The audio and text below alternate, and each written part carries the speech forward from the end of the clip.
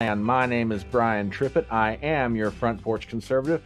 Welcome once again to another session of Chattin on the Porch, a live stream interview program where we bring very interesting people of very different backgrounds together to discuss common topics that affect us all. Again, my name is Brian Trippett. I am your Front Porch Conservative, and I am so glad that you are here with us tonight. And I have what I think is going to be a fabulous guest that everybody is going to enjoy. And I hope you guys have as much fun as I do talking with this person and listening in. Let's be honest about it. At one time in life, everybody goes to somebody because they have their troubles. It might be a family member. It might be their mom. It might be their dad. It might be a older member of the family. It might be a pastor, a priest, a rabbi, an imam. It might be a psychologist. But at some point or another, we always go to someone who we look to for answers. But in this day and age, something troubling is starting to happen, particularly in the area of psychology. What happens when the people that you go to start being infected with some ideas that aren't necessarily in your otherwise best interest, but you don't necessarily realize it? But worse yet, what happens when people inside that discipline start fighting back and they are silenced? Hence, that brings me to my next guest. He is a registered member of the College of Psychologists in Canada and has been working with clients and patients since 2001, providing psychotherapy and conducting psychological, personality, and intelligence assessments, and working with diverse groups of clients ranging from late teens to seniors. Since 2000, my guest has taught 20 different courses to over 12,000 different students.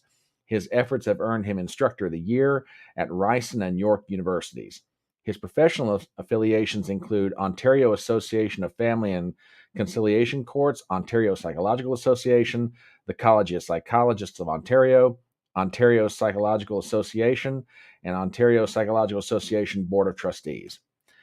He is referred to me by a good friend, and having read through his credentials and gone through his website and taking a peek at his podcast called The Real Reality, I can understand why this man is as sought after as he is. We're glad to have him here on the Electronic Front Porch.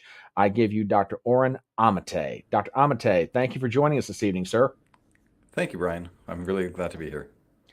Oh, yeah, I have Can I to. correct something though? Oh, Can I'm I correct sorry. something right I'm sorry. away? Go right ahead. Yes. Yeah. Ironically, I guess I have to update somewhere wherever you got that information because my Ontario Psychological Association affiliation, I was banned for life for Oh, speaking out, and we'll talk more about that. So that's on me. I don't know where that came from, but I'm gonna have to really update my site. So thanks for letting me know okay. that. So anything with OPA, I'm not there anymore. So, Oh yeah, we're definitely gonna get to that one, and that one's on me because I took that one straight off the site. So my apologies to you. I did not no, mean to no, I have to update dig my up an site. old set of That's bones. But I have to admit, when I found out where you live and where you practice more particularly, I had a very deep sense of nostalgia. For about a period of almost 30 years, my father and a group of his friends would travel from my state here in the United States to an area about 82 kilometers southeast of Sudbury. They'd travel down the Key River to the mouth of the Georgian Bay, and for about a week or so, they'd fish and just right. run around up there. And he took me on a couple of trips, once when I was 10 and once when I was 12, and I have very fond memories of it. And your nation, Canada, is a beautiful, beautiful country. I mean, to this day, I was, like I said, very young, and I can remember how clean and gloriously beautiful Canada is. So, my compliments to you, sir. You live in a very beautiful part of the world. Well, thank you. The scenery is great. Most of the people are great, but unfortunately, the politics have made us maybe it's a blemish on the country right now. Well, if it's any consolation, we're going through our time of woe here down south, so I can totally understand where you're coming from, sir. I completely relate. So, for the benefit of folks who are watching this who may not be familiar with you or your work, let's kind of give what Viva Fry might call the 32,000 foot overview. Tell us where you're from. Give us some of your background. Where were you educated? And one question I'll just go ahead and start with: what was it that drew you to the field of psychology such that you wanted to make it your life's work? And I'll open the floor to you, sir. All right. Well, I was born in Montreal, Canada, and stayed there only for 3 years. Came to Toronto because my mother and her business partner opened up Canada's, or at least Ontario's, first sex store, and called Lovecraft. It's historic, and so that she was the breadwinner in the family. Our family was different to begin with. My brother, who passed away unfortunately last year, he was adopted. He was black. We were in an all white neighborhood. There was only one other black kid in the whole neighborhood. Everyone, at first, everyone thought they were brothers. Like that's, it was, we were a different family. We had a monkey. They adopted my sister later on when I was 7 years old, but we were a different family. And that was good for me because I was raised without much, let's say, emphasis on labels, things like that. It was people are people. You take people at their word. You judge them by their actions. I don't want to go into cliche here, but No, I it left me with a understand. very open mind. My father's a crazy artist, like literally crazy. Has bipolar disorder. Was undiagnosed until his 50s. Oh, And because wow. if you, yeah, I mean, because if you're a crazy artist, the crazy things that you do when you're in a manic episode or in a depressive episode, just it's par for the course. So it went undiagnosed for many years. Then he worked for Canada's largest broadcasting entity, the CBC, for many years as an animator. Worked on Sesame Street, but did a lot of subversive films in his own time. Won many awards. Was the first person to use sand and chain stop motion animation the way he did, like a pioneer in that. So my parents were not your standard parents, and adopting, this was like we're talking over 50 years ago, adopting a black son who was 3 years old at the time. I was one. That's again it was the thing that they wanted to do, was the right thing for them to do. So hippie parents, very liberal, very open-minded, and when I say liberal, I don't mean politically. I mean just Oh, the way sure. they think. So Sure. so that's a bit of the background. And went they got separated. There's a long story, which I'm not going to get into, but for psychology, why how it appealed to me was, and I'm going to try to keep this really short, but basically, I did 1 year. I traveled to Japan, spent about a couple of years there, then back to school for a year. Things went sideways. My personal life, I won't get into that, but as things went sideways, all these classes I was doing in my first year, I was getting really great grades. They all kind of plummeted, or they went down a couple of notches. But the one course that didn't get affected, even going through this nightmare at the time, it was psychology. And there Uh-huh. was something about it. And it was, I maintained the grade that I had despite whatever was going on. And that's sort of told me maybe I have an aptitude. I'm a people person. I think I'm pretty smart.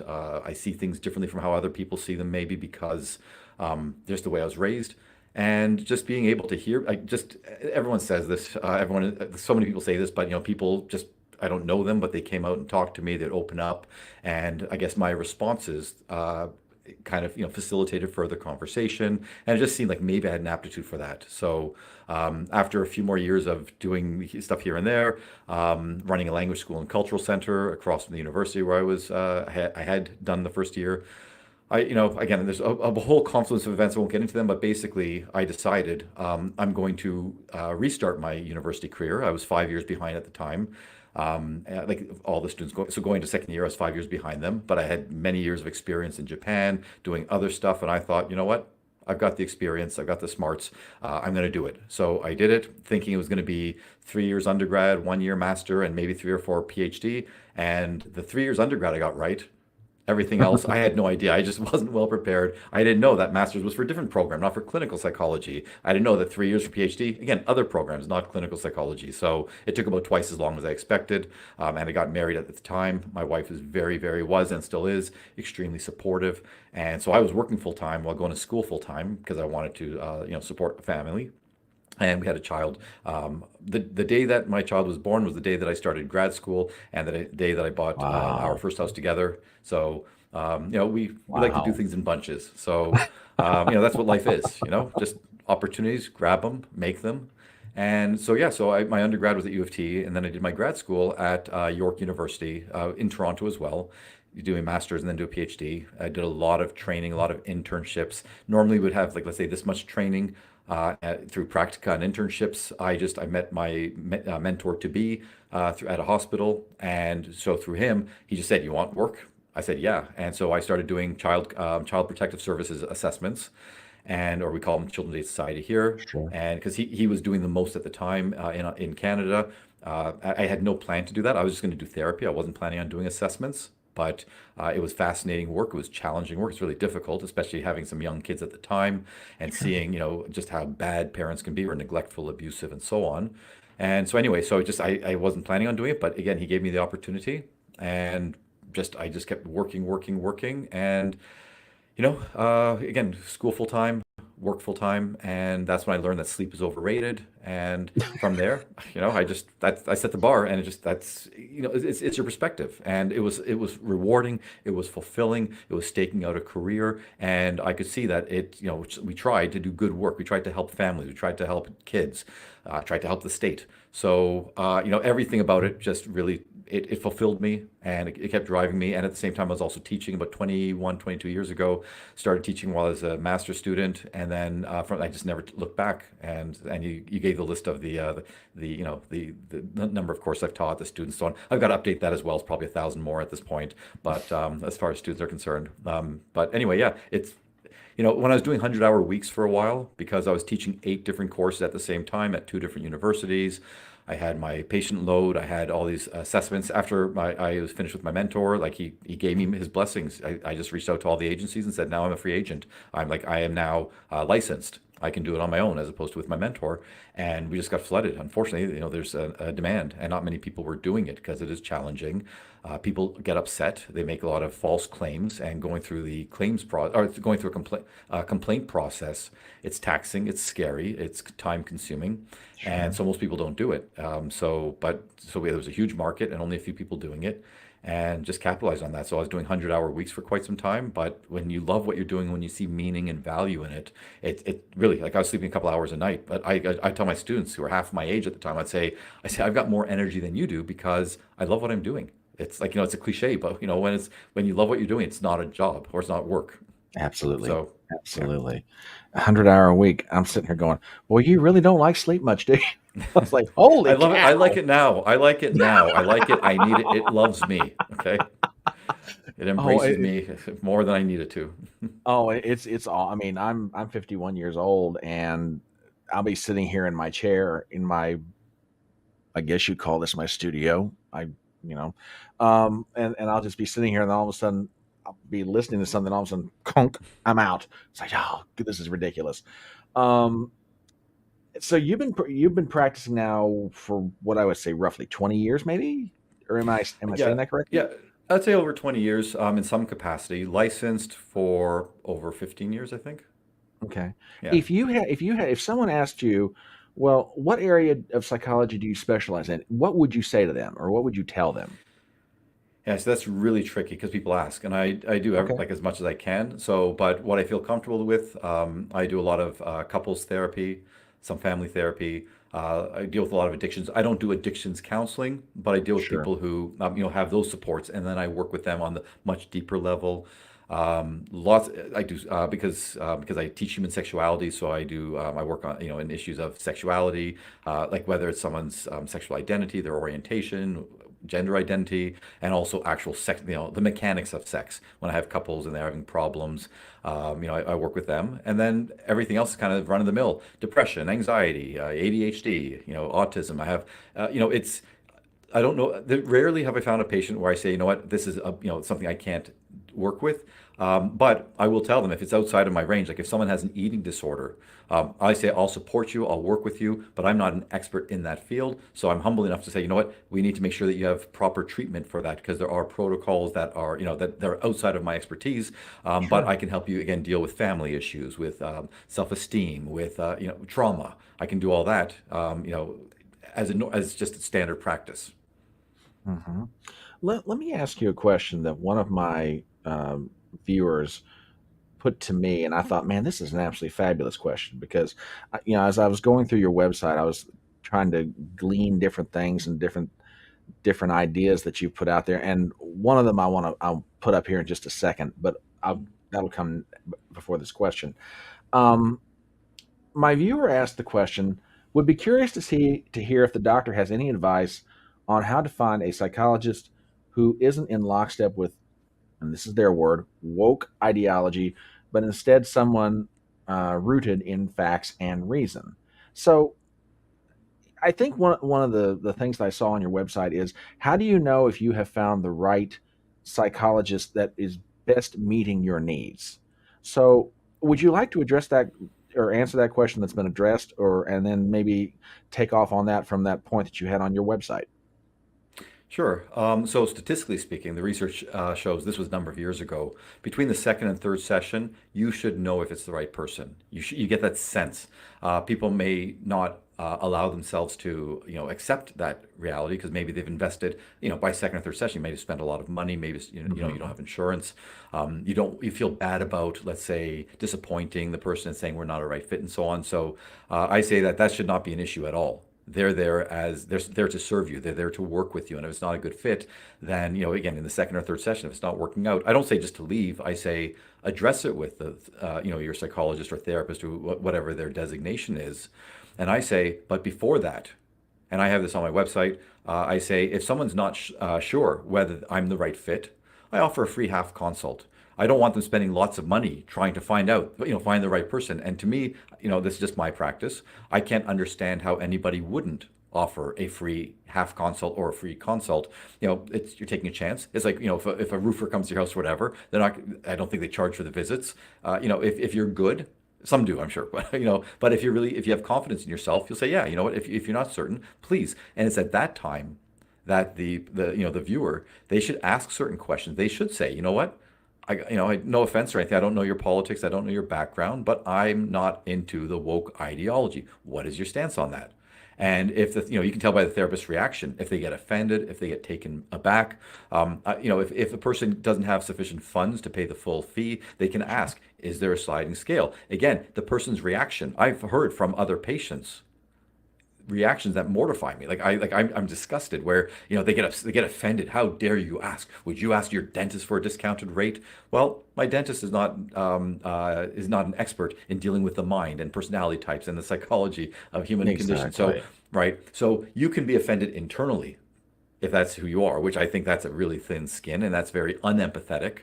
But if you react that way, I would say that's a red flag right there. So again, any questions a person has, you ask right up front, and the psychologist or therapist reaction should tell you, either the words themselves or the reaction might tell you whether they're going to be a good fit. And this whole thing about woke ideology, I think is a really important question. I get so many referrals now where it's either somebody who knows me or they know me through my psychological practice or through my teaching, and they say, we know you're a straight shooter. They go to my website, they see, okay, you are not one of these people who's just going to tell me what I want to hear, who's going to pacify me. I'm getting so many patients who said that they were with somebody for years and they said, I like going there. They were comforting, they were nice, but I wasn't getting anywhere, right? I felt good for an hour or whatever, talking to them. But when I look at my life objectively, nothing was really changing because Hmm. they didn't have either the wherewithal or what they think is compassion, which is not. It's not compassionate to not address somebody's issues, to not call out maybe distortions. Again, done in an empathetic way, not being a jerk about it, not being a Dr. Phil about it, but trying to help them address the deep issues that they spent much of their life either hiding from, avoiding, suppressing, or distorting. So trying to help them see reality clearly, that's what a good therapist's job is. And I'm going to paraphrase Jordan Peterson because, he said this once, and I agreed 100%, which is our job is not to make the world a safer place or to make someone think that the world's a safe place. Our job is to help somebody to be able to function. I say, to be able to tolerate the distress, the discomfort, the unknown, the fear, the whatever it is that's holding them back, or that's inhibiting their performance, or that's making them feel, let's say, not in a good state. Our job is to help them tolerate that and then be able to work on whatever is inside of them or in their life that is, let's say, preventing them from functioning adaptively or as adaptively as they could. That's our job. And that involves telling some harsh truths sometimes. But again, done in a compassionate, empathetic way. Hmm. Yeah, let me pull up something that I had pulled down from your website, and I found this to be really interesting. Give me 1 second here. I So hope this there's no is pictures up there that I forgot to no, take. no, no, no, no, no, no, no. You're good. I put these in a Microsoft Word document, so I'm hoping it says ideal, and this is you speaking, ideal in reality, not wishful thinking, fantasies, willful ignorance, or blind faith. I try to help clients realize that life is actually easier when you find the insight, the strength, and the courage to see reality for what it is and not what you want it to be. And I thought, wow, someone, I mean, that's because I mean, and I will freely admit, I come to the question of um, your practice or your discipline, from the outsider's perspective. I mean, I have my thoughts about the usefulnesses of psychology, and everybody is psychological in one form or another. It doesn't matter Mhm. if you're the country farmer, and you're relying on life experiences to help you view the world through which you see, or whether you're educated in a university setting and you have access to studies, books, learning that give you an even deeper insight into human behavior. Um, but I wonder sometimes if, and this is not a knock on your profession, so please do not misunderstand me. Oh, I, I got thick skin. I, so do I. I wonder sometimes if it's not an issue that the the practitioner is not is not coddling their patient, whereas they need to look at him and say, with as much love and compassion as possible, it's like, dude or lady, look, here's what's going on. Here's what you need to do. Here's what I recommend you do. Let's try that and let's see if your life gets better. Whereas it's just, I understand. I feel what you're coming from, and just, just sometimes I wonder, and it's not just necessarily confined to psychology. There are a lot of people that, in the name of not offending someone, they're like, well, I don't know that I want to say it that way exactly. Maybe I ought to just, soft soap it a little bit, etc. So, but yeah, no, I love the straightforwardness with which you come to your practice. I was reading through some of this, and I was like, yeah, it's just amazing. This is good. This is really Well, good. thank you. Thank you. And I'll say though, what you mentioned about, like sort of saying, okay, here's what I see, here's the problem, here's how you fix it. There are some times where, and I'll be very careful here because many people, I've had many patients come to me because either they've read about it somewhere or they heard from their other therapist. They go, I know you don't give advice. I say, sure I do. Okay. I say, but I'm not going to tell you that it's, right for you. So oftentimes I'll tell somebody, I do this almost once a session. I'll say, if I were in your position, and when I Hmm. say that, I go, this is not giving advice. I say, I'm being literal here because I'm a very different person than you are. So I say, this is what I would do in that situation. Okay. And I explain why I would do it and what I would expect. What about me makes me make that decision? And then I say, but you're a totally different person. It might not work for you. And I say, the reason I'm telling you this is I'm trying to give you a different perspective than the one that you have. So I'm not saying mine's the best for you, but I'm saying that the perspective you have right now is not serving you properly. So let's try to break out of that and see if there's a better way of doing it. Because, another catchphrase I say to my patients is I say a couple of things. One is I say the solution is simple. It's almost always simple, but that doesn't mean easy. Because, if someone's Hmm. hacking up a lung every morning because they smoke 2 packs a day, well, the solution is stop smoking, but that ain't easy. So That I ain't say there's a easy, big exactly. discrepancy, right? Very. So, and the other thing I say to that point is I say, I say this all the time. I say, if you were artificial intelligence, I say it'd be so easy. I just change your algorithm, change A, B, and C, and I know for a fact that you would do better. I say, but you're a human being. So even though intellectually you understand the logic behind what I'm saying, I say you've got years of conditioning. You've got, distorted beliefs or whatever, whatever's going on that's holding you back. I say that doesn't just magically change. Algorithms can't just change in humans. So I say we have to find a way to overcome whatever's holding you back. And the reason I really double down on this, and I tell them, like if like I teach all my patients breathing from like the first session. I go, here's the proper breathing. I say you've been doing it wrong. Very few people, and I've asked literally thousands of people, 1.5 handfuls have been able to do the proper breathing. So I show them how to do it, and I say, if you do this, I say I guarantee you it's going to help in these areas. It's not going to fix everything, but you're going to see differences in ABC. And I say, I also guarantee you, I say, I'm betting against you. I say, next time I see you, I'm going to ask you, how often have you practiced? I want you to do it 3 times a day if you can, 10 breaths at a time just to practice. I go, there's a really good chance. I say, it's nothing to do with you. I say, I play statistics. Okay, I play the odds, and I say because virtually everybody in that chair, when I give them this simple breathing exercise, they go, "Oh, it's great. It's going to help with anxiety. It's going to help me with my anger or fatigue, whatever it is." And I go within a week When I ask them, almost nobody says that they've done it sufficiently. And only a few times have I bet on the person. And I tell them, I say, you're like literally one in maybe 300 or one in 1,000, but I'm going to bet on you. And it's, and because I can tell something in them, from the first time I meet them, that they're the kind of person who will do it. Whether it's a challenge, whether it's just that they're so ambitious, or I see the follow through in them, okay? But the average person, most people won't do it. So what I'm doing is I'm kind of normalizing failure for them. Because here's the thing, cognitive behavior therapy, and I've been trained in 8 different orientations, and CBT is one of them. And I've done research on CBT. I've worked in hospitals that did research on CBT, and it sounds great on paper. But in reality, it does not work nearly as well for most people. For some people, engineers, very masculinized brains, just tell them what to do, what they're doing wrong. You can even say, hey, stupid, here's what you're doing wrong, change this. And they're going to go, that's the solution, that's the blueprint, that's the flow chart, I'm going to do it. But most other people, even if you say it nicely, like I said, there's these psychological, these unconscious, Sure. these personality-based, impediments that prevent them from actually acting on it. So I always tell people, I say, it sounds great on paper. And I say, eventually, you keep saying it, you keep doing it, eventually, you'll actually internalize it. And instead of just knowing it, you're going to know it. And that's when there's the change. So I'm giving them hope. And I'm giving them realistic hope. You stick with it, eventually you're going to get it. Don't expect it right away. And even if you do make change, don't expect that change to last. You're going to have setbacks. It's not a relapse. It's not going back to square one. It's like having the proper perspective, the proper mindset in order to start the change, like to get yourself in the place to change, and then to be realistic about, how to go about doing it, how it's going to, again, not work as smoothly as you thought, and be prepared for the consequences. I'm just going to give one quick thing and I'll shut up.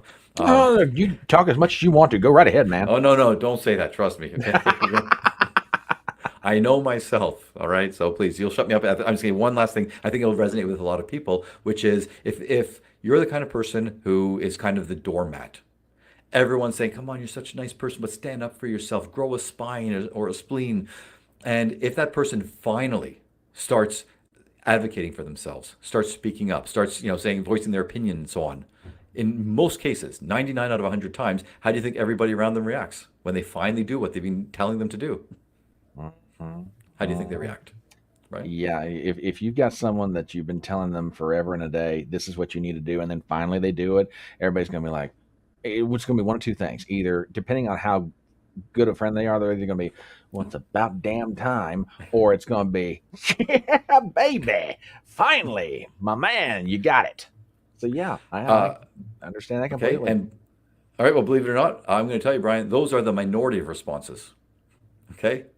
Yeah, Really? especially in this case. Yeah, for certain changes, people are going to be really happy. Okay. But in this case, I chose this specifically because, again, I'm realistic. I look at systems, I look at dynamics, and the doormat, they never cause trouble for somebody. They're going to do what you need. Hey, I'm stranded in the middle of nowhere. That doormat's the one who's going to be the first to rush and get me. If we're going to a movie and there's a disagreement, that doormat's going to say whatever you want to do. If I borrow money, that doormat's not going to ask for it back. So when that doormat starts standing up, people don't like that, so the system resists.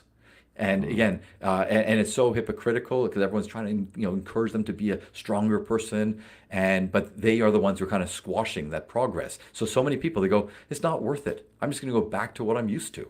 Okay, mhm. what I'm familiar with. They're going to be Yeah, they're comfortable in the discomfort because it's familiar. It's something that they know.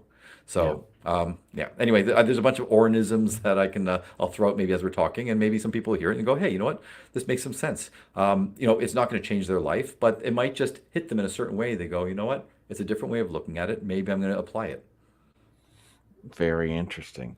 For those who are just joining, my name is Brian Trippett. I'm the Front Porch Conservative. My guest is Dr. Oren Amitay, psychologist from Canada. Let me ask you a question because the time frame in which you've been practicing gives you an extraordinarily unique perspective, and I'm very curious about this. As you started your practice to now, is there, without betraying confidences, is Right. there one thing or one common thing that you're seeing patients come to see you for that they're trying to get help with, they're maybe struggling with? Because I, I mean, I might have my guesses, but I'm not going to sit here and presuppose in this question because I'm genuinely curious. Because everyone goes to a psychologist for any number of different reasons, but I'm just Right. wondering: is there any one thing that you're seeing now that maybe 20 years ago you didn't see quite that much of? Okay, well, first I'm going to tell you the most common 20 years ago and right now, it's relationships. Now, research has shown this. It doesn't matter what you come for. You can come for alcoholism. You can come from, even if you have schizophrenia, job loss, career decisions. At some point, the majority of psychologists will say, and research has shown this, that we're dealing with relationships, whether it's a romantic relationship, that even that alone is the majority. But then you add like family, a roommate, employee, colleagues, and stuff like that. So that's the constant. That has not changed. But what's different now, there's a few things. One, I mean, COVID changed everything. So not one person has not said, even a year or so afterward, that COVID didn't turn their lives upside down. For some people, it was better. They something good came of it. But for a lot of people, that really it was a major change. So they're seeing the world differently. It was the first time that they ever had to deal with such a large scale catastrophe, or the Sure, isolation and so on, right? sure. But even if we factored out COVID, the number one change I'm seeing, especially among younger people, it's mostly among younger, and when I say younger, I'm old. So younger is like, people in their 20s, 30s. Sure. Uh, so many people are just so damn frustrated with the dating world. It's gotten to a point, and I saw the change because for over 20 years, and I was even doing some research on this for a book I was writing, which I had to end up giving up, and I'm doing a new book, which should be coming out, I hope, this year. Hmm. I was doing this research, and I was just watching how the changes were happening, and it started with Plenty of Fish, like these websites that people would just go on. There was JDate, there was all these. I can't even remember all these different websites. Sure. There were the more serious ones like Love. Oh my gosh, Match.com, stuff like that. So there were different tiers, but that was bad enough because people were basically, this is before Tinder, which was, I think it was like 2012, 13, when it started coming out. Grinder for gay men was before that. Okay. But originally it was like you have these websites and you look at these people and it's like, and I used to say, like back in the day we had Future Shop, or Best Buy, if we're buying a computer, you just line up with the different computers and you see all the different, whatever you get with them, the memory, et cetera, and the Mhm, pieces, sure. and you can compare. And I saw this, about 10, 15, or about 15 years ago, where I saw people were doing that with people. And so they're thinking, well, I can always get a better upgrade. There's always somebody else out there. There are plenty of fish for me.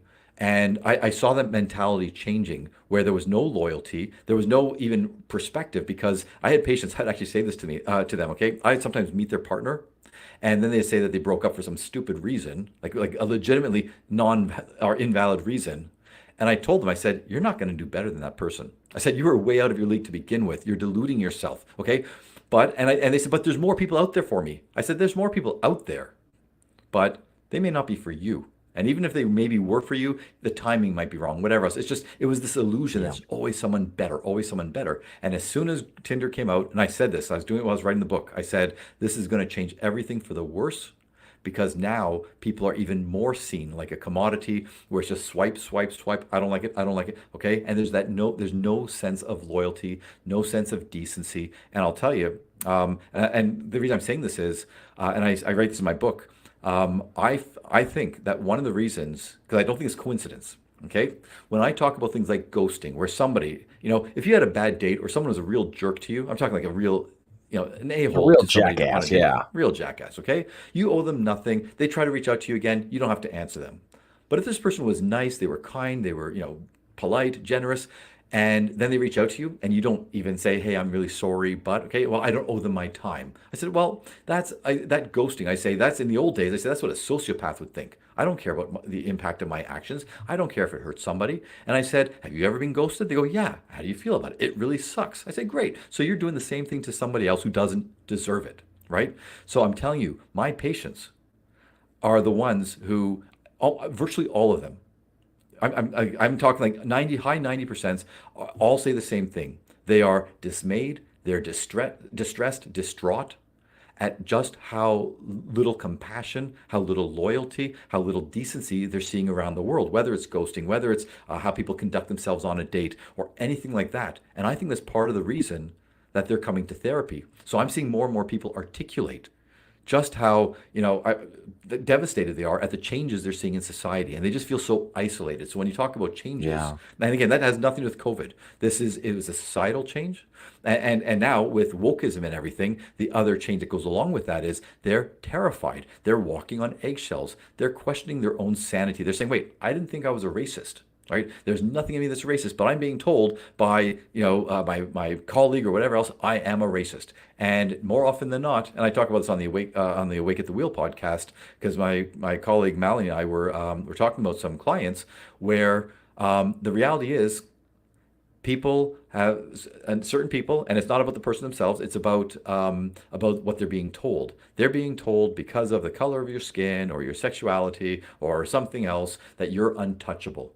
So if someone tries to hold you to account, if someone's saying, "Hey, wait, you got to do your job here, or you can't, be stealing the staplers from the storeroom," suddenly racism, right? Homophobia, whatever it is. And so the people who are unfortunate to be white, whether it's male, whether it's female, straight, whatever. And by the way, my white gay patients, they're going, and who are male, they're going, being gay used to give me some cachet, right? Now it's on the bottom. I might as well be straight. Like, when it comes to, right?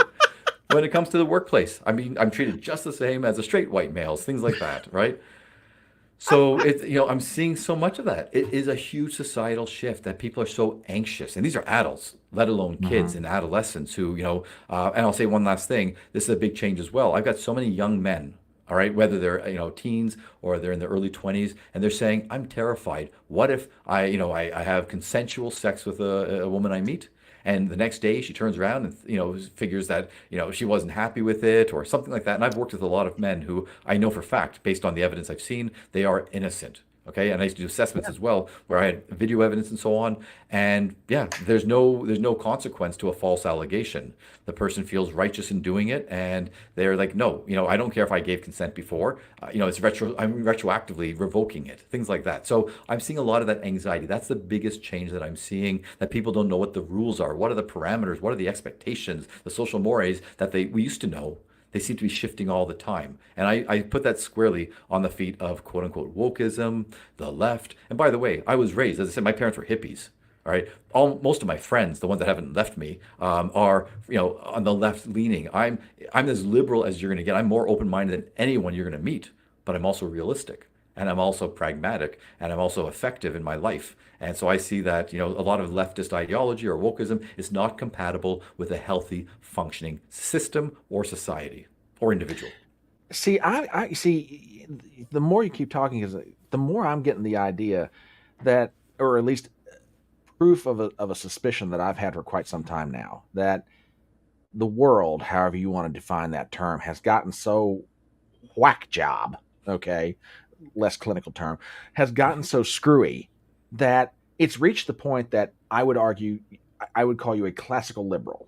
Okay. Mhm. I come from I would define myself as a conservative, but if the two of us actually sat down over adult beverages and cigars, assuming, um, we really find out there's not that much. We might disagree on some things, but there's not a lot that's really separating us because, and you're absolutely right.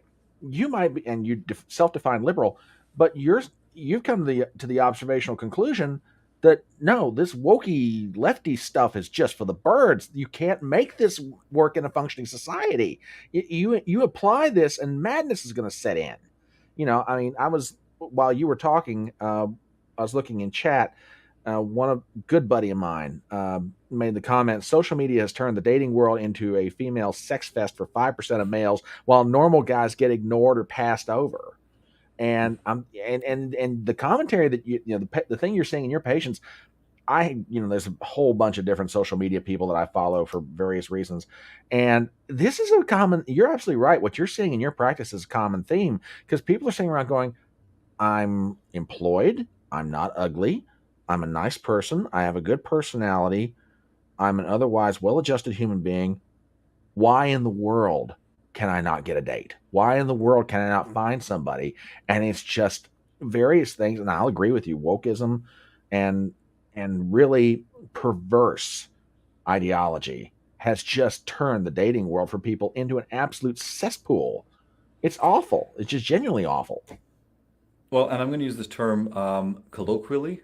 but I'm telling Okay, you sure. that it's getting to the point that it's almost clinically, which is, yeah, social media. It's not just social media though; it's also the education system, starting from kindergarten upward. It's Hmm. turning people into, and again, here's where I'm being colloquial. It's That's turning fine. people into narcissists. Okay, Hmm. where it's self-absorption, it's putting me above others, and I'm entitled to A, B, and C. And if someone doesn't like it, well, too bad. Well, if you can live your life that way, kudos to you. But the reality is, since the beginning of civilized society, and even non-civilized society, even when we look at other primates, in every society, the job of a child is to try to figure out how do I fit into the system? What is the hierarchy? What are the rules I have to follow in order to not get smashed, okay, or excluded or something, or in order to get something that I want. We have to learn that, and we learn it from the youngest of ages. We hope that our parents play a pivotal role. Our teachers are supposed to do that. But now the kids are hearing something so fantasy, which is, well, if that's how you feel, that's your truth. And they're given this false expectation that the world is going to succumb to or to give into or to, agree with their truth, even if it doesn't jibe with, everyone else's truth with objective reality. And I say this to my students all the time. I say that's not feasible because with almost 8 billion people, are we going to have 8 billion realities where everyone's supposed to somehow, right, work within each other's idiosyncratic, totally subjective realities? It literally does not work, and that's what people are hearing, and they're learning this, and so they're ill-equipped to deal, whether it's in a job, whether it's with peers, whether it's in the dating world. They're really ill-equipped to do this. They're getting their cues from TikTok, social media influencers, other let's say not so credible sources, and teachers. And I just a little while ago, it's changed a bit right now, but during COVID, I would say, and it was a huge shift. Suddenly, the largest proportion of professions that my patients had was teachers. All across the province, I was getting so many teachers, and I only got the good teachers because they were distressed at what they were seeing. They were seeing administrators, they were seeing trustees, like from the principal all the way up to like the trustees, at least in Ontario, as we have. Okay, they were seeing themselves being undermined.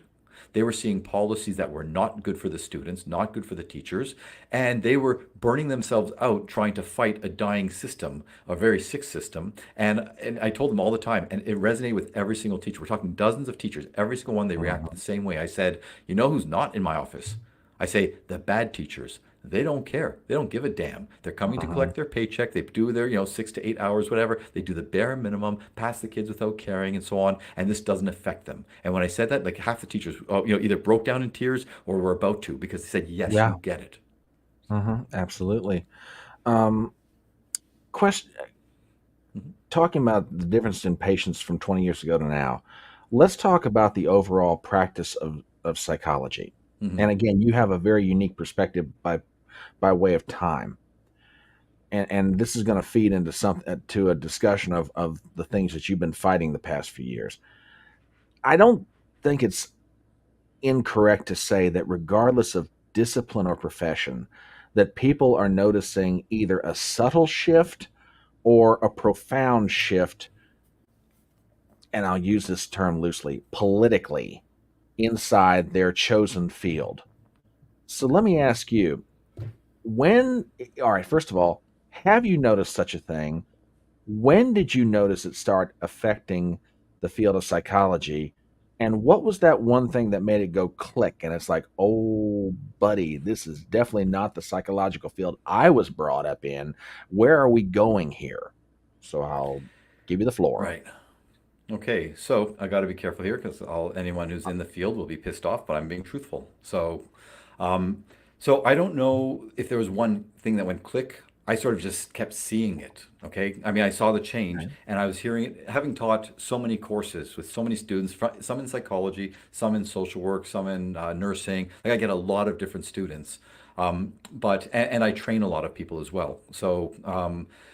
Basically, the shift was this. I would say about at least 10 years ago or so, I would say in the 10 to 20 years is when I started seeing a radical shift. And that shift was a few things. Okay, and the big one, the big aha moment was probably when I got banned for life from the Ontario Psychological Association. That hammered it home. I mean, that wasn't an eye opener. That was just confirmation of what I'd been seeing. That was 4 years ago. They banned me for life. Okay, because now they claim because I was being unruly, I was being rude on the listserv. Okay, but what I was doing was I was coming across as I was presenting evidence. I was telling people this had to do with the whole with a lot of the transgender issues, Sure. and that started in 2016, where it really started getting messy and ugly and noisy.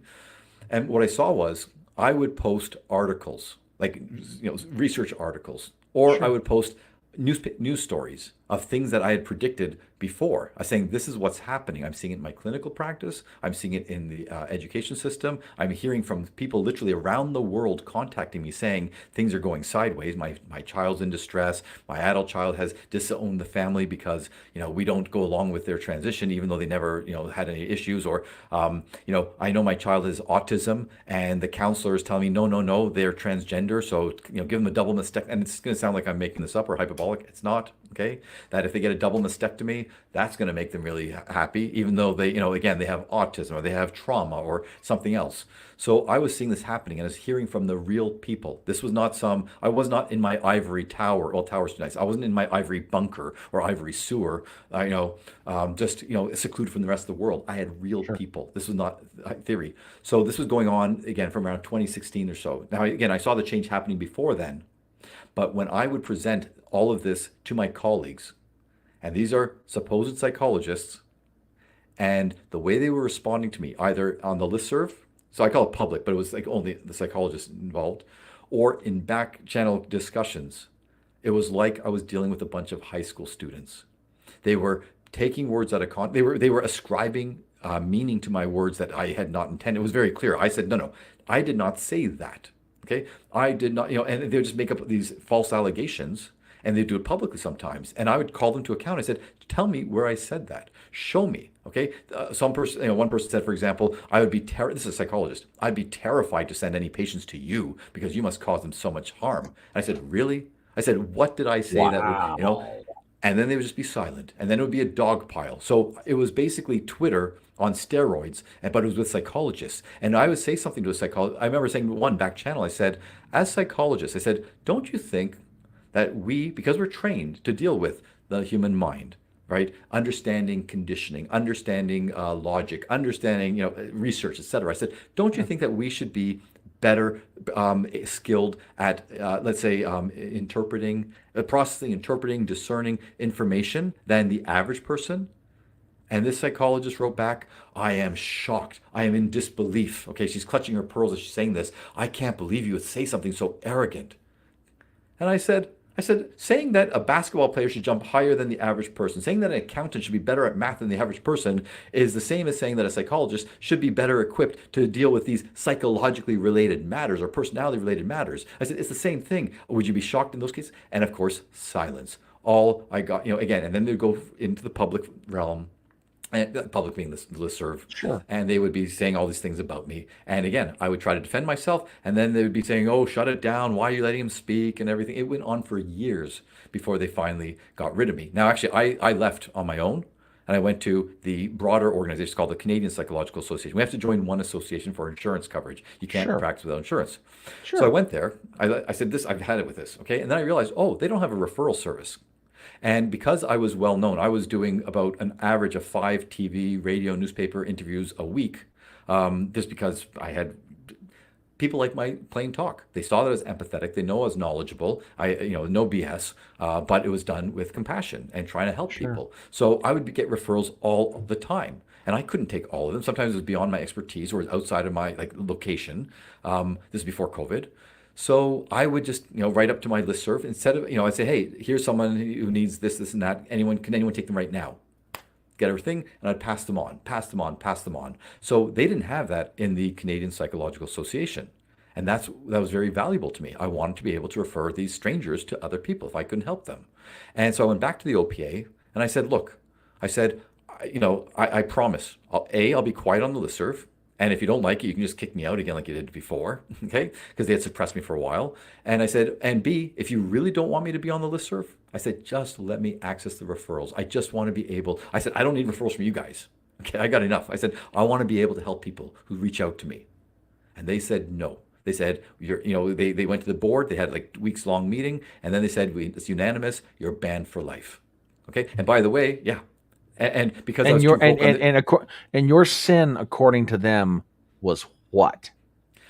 well, because I was being too disruptive in the listserv, I was too rude or hostile or leading to the kind of, okay. And I used to, if people check out my YouTube channel, Doc Amitay, just take in Doc Amitay and the OPA, and I was giving accounts of what was happening, and I couldn't actually show, I didn't want to show the emails, but I would show my emails. I have a whole document on my website that shows everything I was doing up until 2018, I think. But maybe 2017. But I showed my responses, which kind of you can infer what the other saying without revealing, their private communication. And I was saying, look, I'm just defending myself. When people say that I'm transphobic, when people say they wouldn't send somebody to me because I'm going to harm to things, when people say that whatever they were saying, and I say, just all I say was, show me where I said it. Don't put words in my mouth. Or what you just said was inaccurate. Like, for example, I'll give you an example. One colleague, when I was saying about this was years before rapid onset gender dysphoria became a term in 2018. Well, I shouldn't say years, it was a year before. Okay. I was seeing all these young, vulnerable people, again, many with autism, or some other mental health condition, many of them suddenly declaring that they're transgender, even though they never had any indication before. And I looked, it was all the hallmarks of social contagion. We know what happens with suicide. We know what happens with like even satanic, rituals. We know what happens even with multiple personality disorder or dissociative identity disorder. It happens. So why is this? We have eating disorders, body image issues. All of this is social contagion, and the most prone people are young females. So when we see the exact same pattern in every single way, and we have all these accounts from the parents and now from all the kids who went through it too, not all of them, but many who are saying that's what happened to me. I was led on, I was socially awkward, didn't have many friends. Again, there was trauma, there's depression, there's anxiety, there's ADHD, there's autism, OCD, take your pick, okay? Family disharmony. And then they said, and then I went through puberty. And by the way, if someone's autistic, one of the features of autism in many cases is a hypersensitivity to stimuli.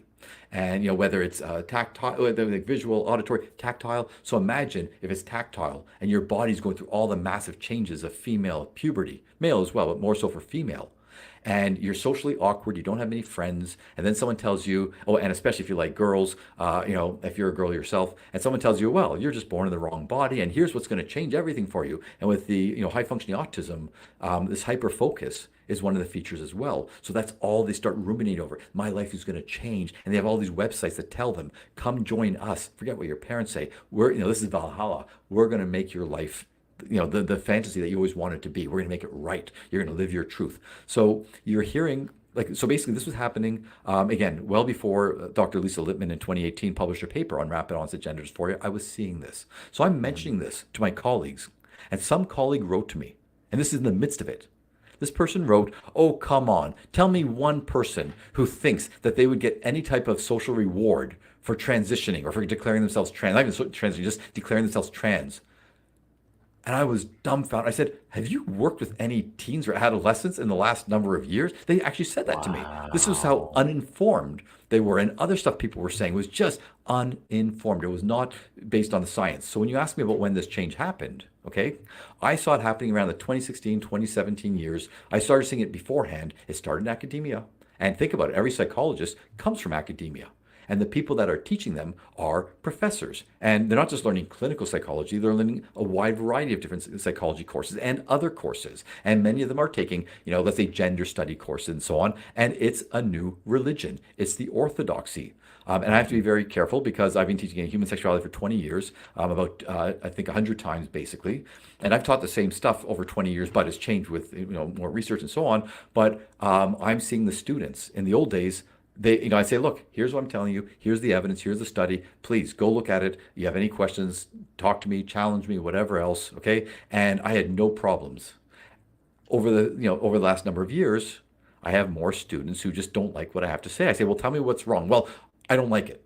I say, well, that's not an argument. Tell me what's wrong. Well, it's transphobic. Okay, tell me how it's transphobic. Well, because you say that, there are males and females. Okay, tell me why that's not correct. Well, here's an article by somebody who's a scientist who, yeah, and that scientist also happens to be transgender, or, oh, they have a transgender child. So you don't think maybe that they have another interest, a vested interest in, spewing this nonsense, okay? Or it can be nonsense, it can be distortion, it can be an interpretation that doesn't jibe with, reality or with other research.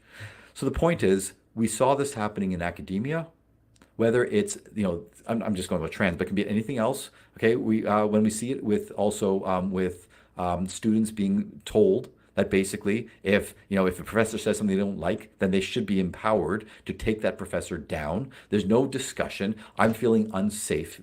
All they have to say is I feel unsafe, and now the person's handcuffed. And I've had many colleagues, and I have to be very careful because this is a world that has changed, and so it is dangerous. I have to be very mindful. I'm going to try and be mindful of my words here, but I don't have much faith for the future of academia unless somebody in charge, someone who's fallen asleep at the wheel, wakes up.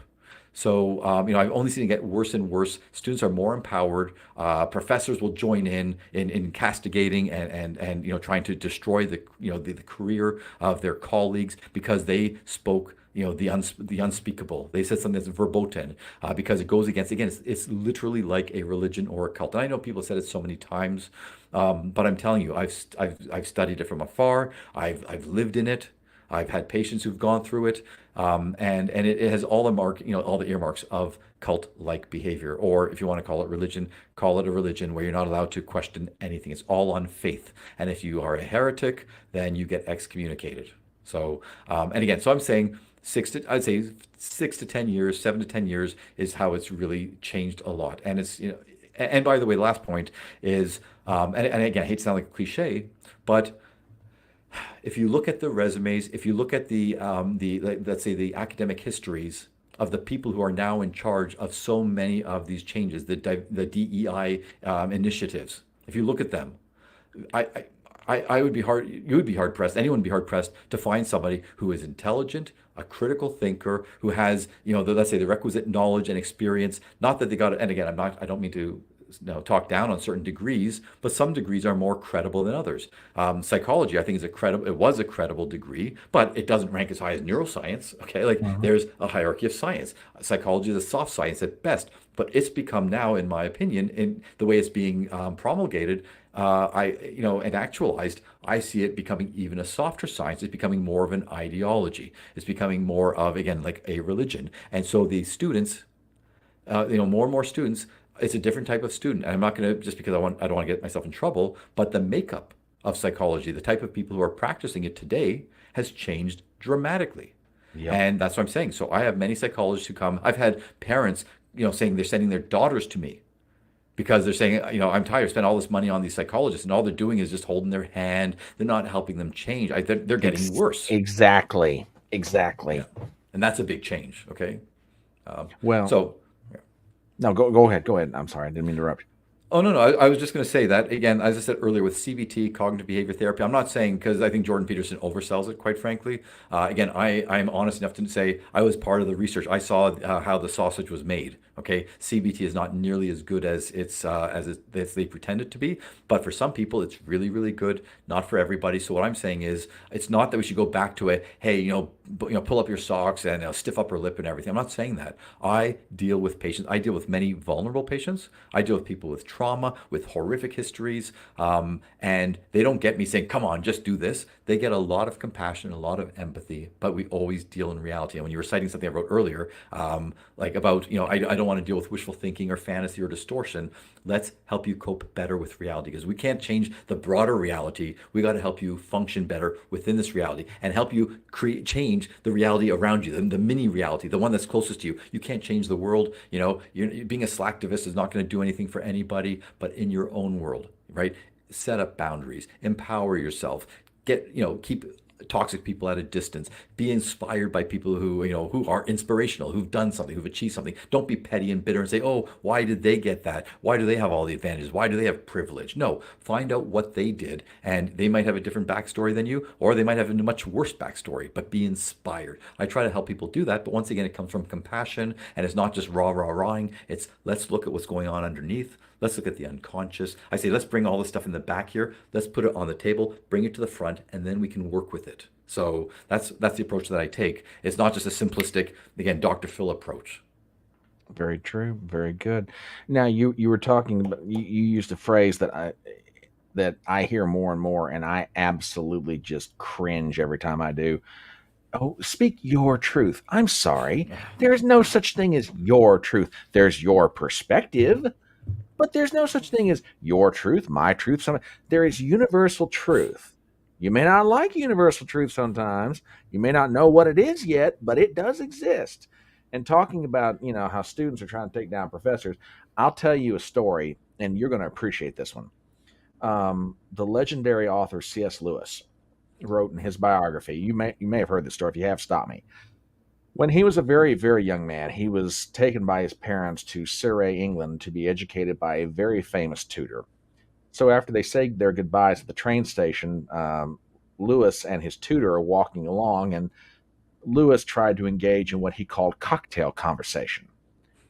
And he made the observation, he said, the scenery here is wilder than I expected. And his tutor, whose name was Kirkpatrick, threw out his arm, hits Lewis square in the chest, turns, looks at him, and says, on what, sir, do you base the proposition that the scenery here is wild? Well, Lewis was shocked. He didn't know how to base anything on anything.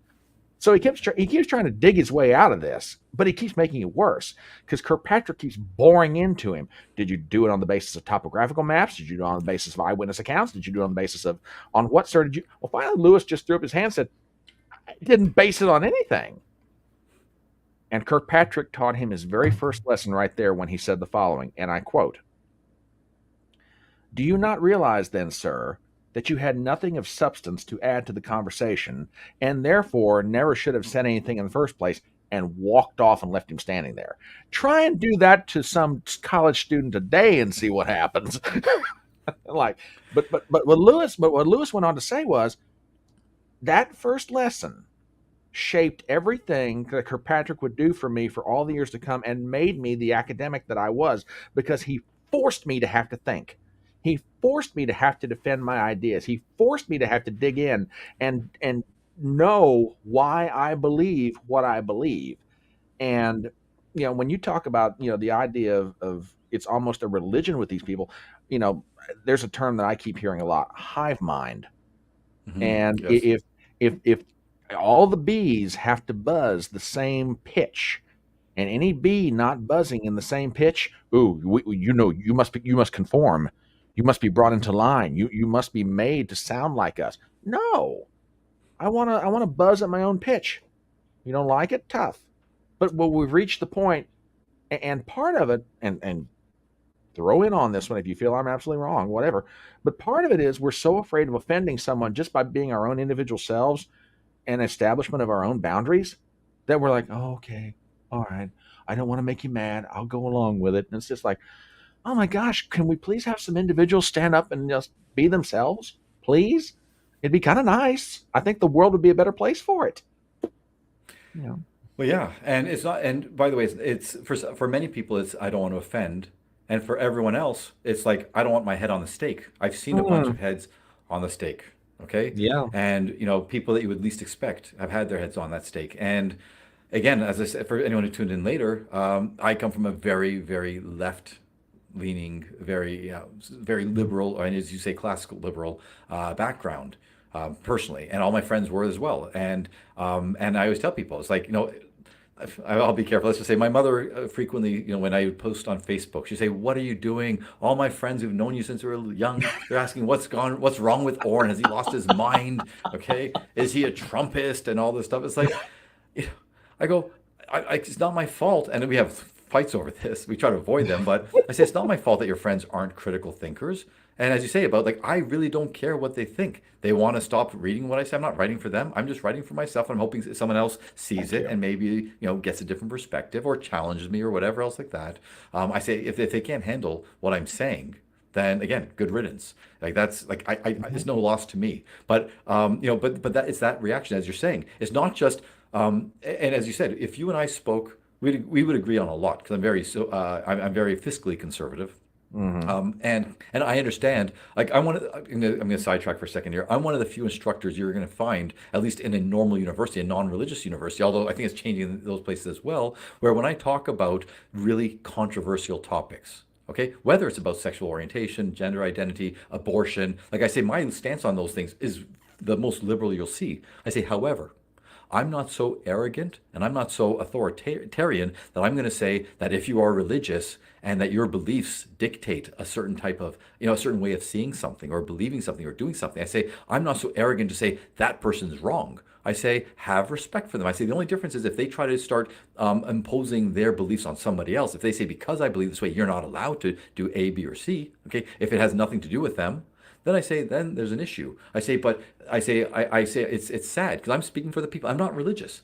I was raised to be decidedly unreligious, Sure. but I have respect for people, again, who have religion because they have a belief system. They have something that drives them. They have something that's greater than them, and that helps them to lead a proper life, maybe a fulfilling life, a productive life, whatever it is. Again, there are going to be the people who abuse religion or who abuse beliefs or whatever. Of course, in any system, you're going to have those people. But if somebody has a structure, a system that they've internalized and it's helping them to be a good person and a high functioning person, and because of that their beliefs don't align with yours, I go again. I say most professors, most instructors. I always have to be clear. I'm an instructor, not a professor. A professor is titled a protected title. But and because I have a clinical practice and so on, I never went that route. I just teach. But Sure. anyway, right? And most of them, they feel totally safe just to shit on religion and all this stuff as these arcane beliefs. And haha, we all know, that this is a certain way, and these fools, these antiquated beliefs and everything, and they say things then again, which is ironic because then they speak as if they're speaking of religion. They're speaking something like that as if we have to take it as, as fact, even if we say, but where's the evidence? And I've had so many students say that when they ask the professor politely and respectfully, or they challenge another student, where's the evidence? Or how about this that contradicts that? They get attacked not only by their classmates, but by the professor. There's countless stories like that. So I speak up for people. And the point I was getting at is I have had, in the old days, back in the beginning of the internet, when it became Sure. popular, I used to Mhm. go on these bulletin boards, right, on the old days, the old Yeah. BBS, right? Mhm. And I won't. There's some backstories I can tell you there. I probably led. I was one of the original trolls. Okay, back in the days. Okay, Okay. I was one, and I think I was anonymous for most of them. But I gained infamy. Almost had all of the Canada shut down because I pissed one of the people who controlled it. Really. Okay, they came that close. All right. But back in I those knew I days, was going to like you, you rebel rouser. I'm speaking my truth. But anyway. There you go. There you go. But the point was, the people I had the most conflict with were people on the right. They were conservative and so on. And sometimes I came up with some really, really far right people. With them, I got nowhere. Obviously, right? They're entrenched in in an ignorant, hateful ideology. I'm talking far right. But Sure. conservatives, people, right leaning, whatever, we had productive discussions. And I was coming from the middle to the left on these discussions. And sometimes, and they would open my eyes to certain resources or things I didn't know about. And it's like, oh, I looked into it and it helped change my perspective when I really process everything. So I've always been in the middle. I did a test there, a number of years ago. I have it sometimes I post on my Facebook page where you do like several hundred questions on all these different things like religion, the army, blah, blah, blah. And they see where you are. And I was like straight down the middle. Okay, I'm not left, I'm not right, I'm there because Yeah. it's not a belief system. It's show me the evidence and I'm going to make my decision based on that evidence. So, and in the last many years, conservatives, people on the right, again, aside from the far right, um, we get along really well. We can disagree, but we get along. Anyone on the left, I'm not. Most people on the left, I'm not seeing that anymore. And we're not just talking about people, online. Again, we're talking about friends. You don't know. I've had several students, just so you know, Brian, who would write to me. I'd post an article. Actually, I think I can do this because they're not my patients. I can say it. If I may just give a little anecdote. Sure. Thank you. So when the George Floyd, case happened, There's hysteria everywhere. And in Toronto, around the same time, maybe a month after George Floyd, within a month, I think, there was this poor woman. She was part First Nations, part Black. I'm not sure what other background she had, and she had a mental health crisis. Her family called 911 because she was brandishing a knife, if I'm not mistaken. She was in her apartment Wow. building, and they were scared of her because she was having a psychotic episode. Maybe Sure. it was at least a mental health crisis. Sure. Paramedics came, the police came, and unfortunately, this poor woman, she fell off her balcony. Okay, like she Oh climbed no. outside. Okay, she climbed out and she fell and she died. Oh no. And this reprehensible lawyer went on TV and he was saying, and he said this, and then another person who's known in the media, they were saying police pushed her. And and there was no evidence of that. They said police killed her. Now, the worst thing the police did was they maybe weren't very adept at dealing with someone in a mental health crisis. We need In this so much more situation, training to yeah. help them, okay? But the fact that this lawyer and these other people, so on Facebook, when all these people are posting, the Toronto police killers, these police are killers and everything, I just wrote a posting, people, we have no idea. I said, from what I've seen, that's not what happened. Before we start, causing riots, can we please wait for the evidence to come in? And I had several former students who happened to be women of color write to me. I can't remember if it was public or private. They said, Dr. Amitay, I'm so disappointed in you. I used to respect you. What's happened? And they got so upset with me. And I said, like, what did I do wrong? I asked you not to riot. I asked to wait for the evidence to come in. And by the way, of course, the evidence shows that no, the police did not push her. It was a tragic accident. But again, when people get this hive mind, okay, when people just want to be able to spread a certain ideology or certain action happening, they don't care about the cost. They just do it. It feels good in the moment. And that's why I said earlier, Mhm. this is what a narcissist does. Acts in the moment, doesn't think about the consequences, doesn't think about the potential impact on others, just does something in their own self-interest, their own selfish self-interest without worrying about others, and thinking that they're entitled to do it. And regardless of what the reality is, that's all that counts is their own feelings, their own beliefs about something. So anyway, Wow. that's just an anecdote that I thought wrapped up things perfectly. And by the way, they both, blocked me. They canceled me. I've had other people as well. They cancel me or, they whatever, defriend me. Sure. I don't care. But do they ever come back when I show them all the evidence, say, I was right? Okay. Has anyone ever come back and said sorry? Or, hey, you know what? Not one. Okay. I don't No. need the apology. I just want them to say, you know what? Maybe I stepped back and I realized if we don't employ critical thinking, we're doomed. Okay, and so thank you for at least helping open my eyes to that. That's what I'd like to see. I don't need the thank you. Don't even say thank you. Just say, you know what, for whatever reason, even if don't attribute to me, I don't care. Just say, over time, I realized that we can't just jump at every situation. If we see a fire, we can't rush with our cans of gasoline and pour it on it. We need to step back, analyze, use critical thinking, recognize we all have biases, recognize that we all have confirmation biases, and recognize that we all have, and again, these are terms people are throwing around, but they're proper psychological terms, cognitive dissonance. And that cognitive dissonance reduction is the problem, that we start rationalizing, we start distorting reality to help us sleep better at night because we don't want to believe that that we did something bad or that we did something, foolish. Because unfortunately, too many people today, I say this to my students all the time. I say, look, I'm not bragging.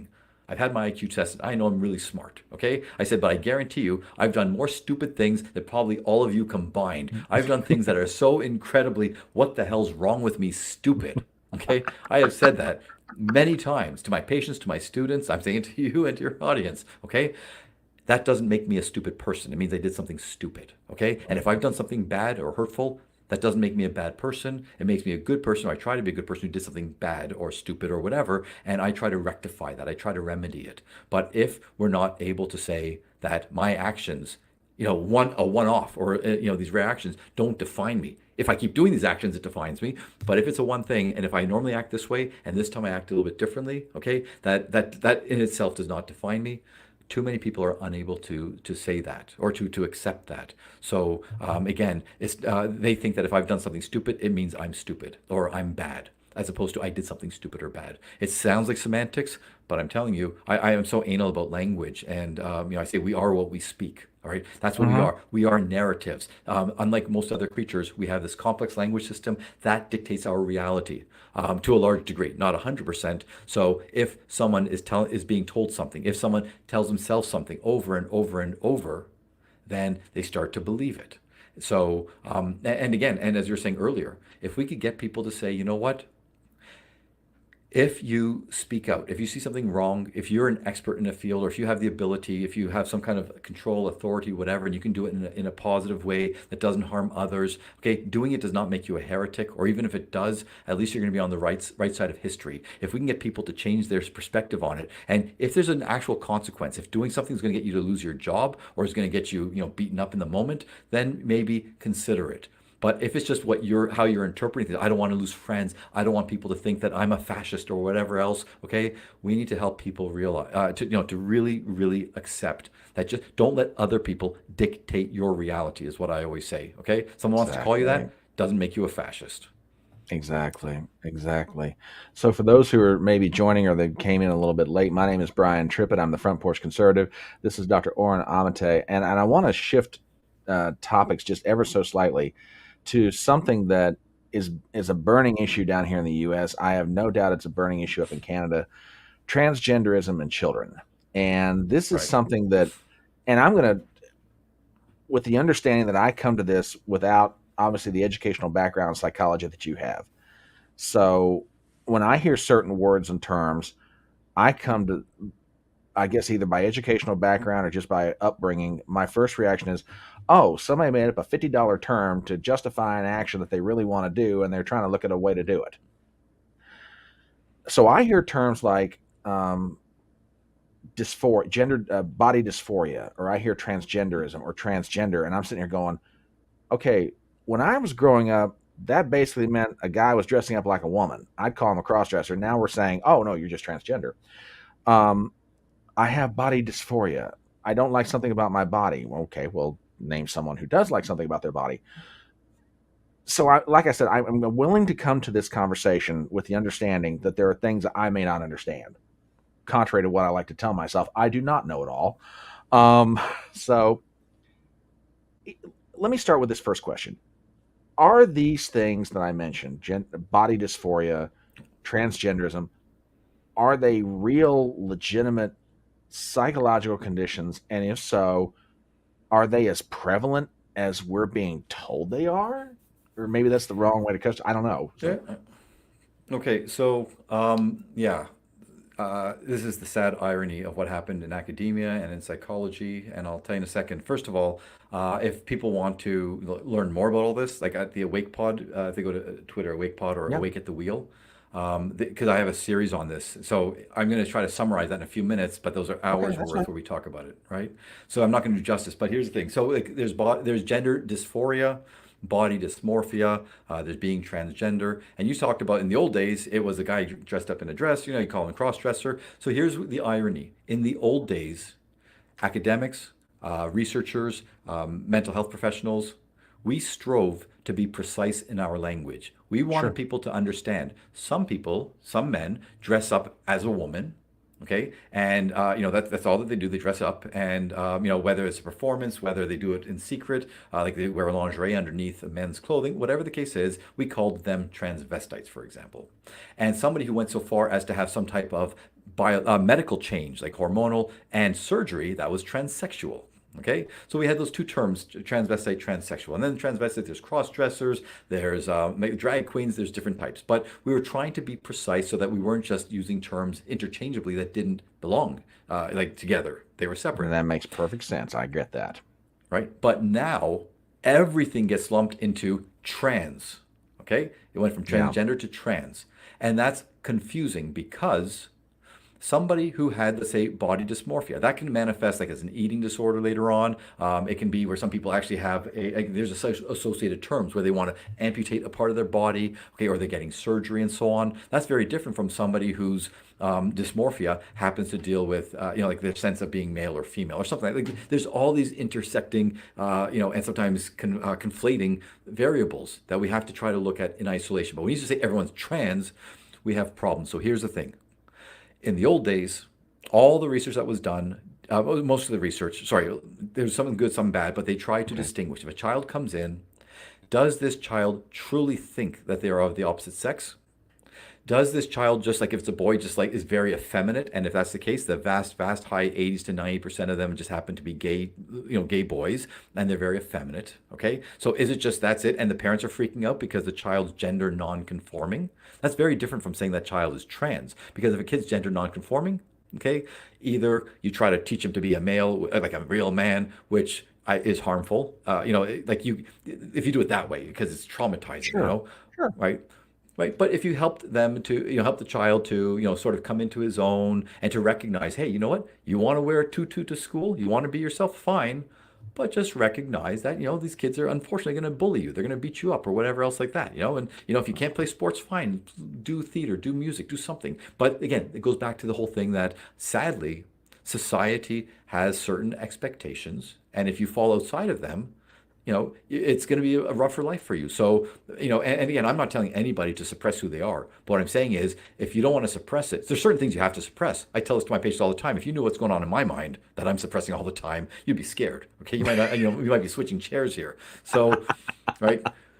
So you got to know what's the most effective, what makes the most sense, what's going to, lead to the least conflict and the most harmony and so on, and will get you what you want in a productive way, et cetera, et cetera. Okay. So the point is, in the old days, there were different ways of looking at these different children and saying, what is the best remedy? And back then, hey, let's maybe put them on a pathway toward, of puberty blockers and then cross-sex hormones and then eventually surgery. That was not the common pathway. Up until recently, the percentage of people that we would call transsexual based on people who actually had surgery, the most common number I would give you, I mean, there's like dozens of different numbers, but I was always feeling comfortable with 0.03%. Okay, for males, 0.03 for 0.03 to 0.06. So right, 3 in 10,000.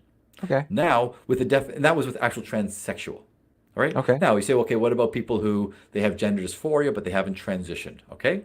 I'll go up to maybe 0.3 to 0.6. It's a hundredfold or tenfold, sorry. I think it's what 0.03 to 0.3, okay?